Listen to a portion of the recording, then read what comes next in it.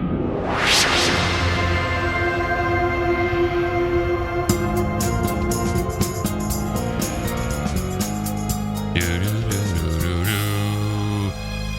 everyone, my name is Mike, and I am the host of a podcast called Our Big Dumb Mouth, OBDM.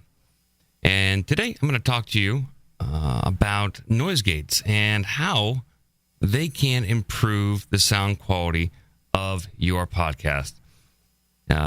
I broadcast and record in a very small room. I don't have a lot of noise padding up, and it's an apartment. And so there's a lot of outside noise. And so I have to use Noisegates in order to calm down the background noise. In fact, right now I have a fan going in my room because it's a little hot. And you probably can't notice that it's on. So let me turn off the Noisegate. There it is. The Noisegate is off. Do you hear how that background noise? Yeah, it's really annoying.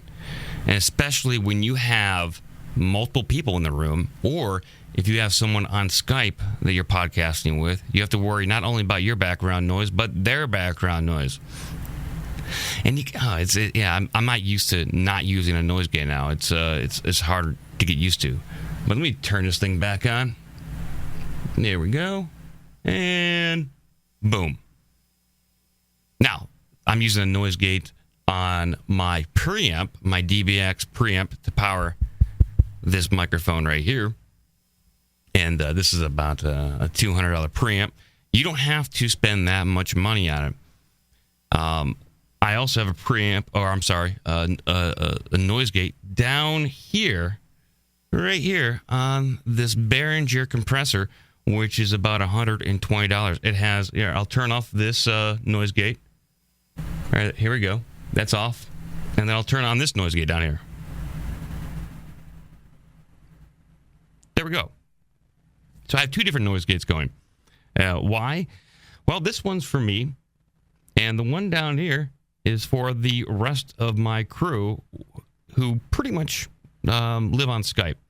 They call in through Skype, and I mix them, and they are taken care of by this noise gate down here. And I use this one up here for me. There we go. I'm back to where I was.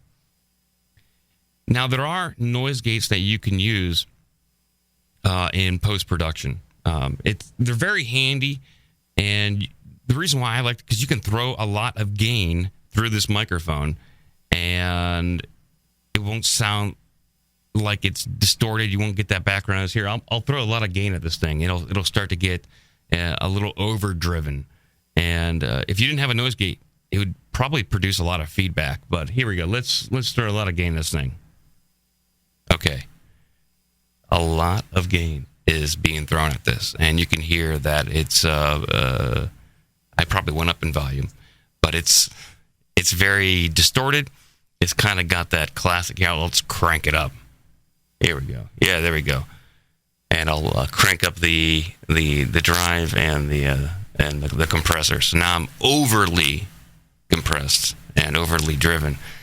And it's almost that classic 1970s, let me turn it back down, 1970s radio DJ kind of effect. I still have the compressor up. But the noise gate allows you to experiment around with your own tone on your podcast. Do you want something a little bit more gritty, or do you want something clean cut, like an NPR sound? I go a little bit more gritty. I like the overdriven kind of ultra compressed sound.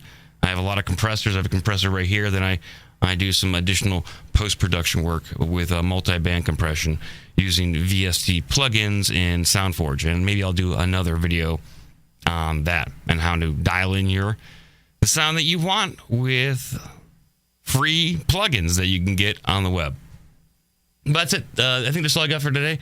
That is the importance of noise gates. I'll put it on again. Here we go. The noise gate is being bypassed. I'm bypassed everything, and you can hear the background noise. Here we go. Noise gate's on. Saves you, and it just increases the quality of your podcast that much more. So when people tune in for the first time, they go, hey, these people have their shit together. I'm going to continue listening. I'm not saying it happens to me, but it might happen for you. All right. Well, hey, thanks for watching. And hopefully you learned a little something about noise gates and why they're important for your podcast. Bye-bye.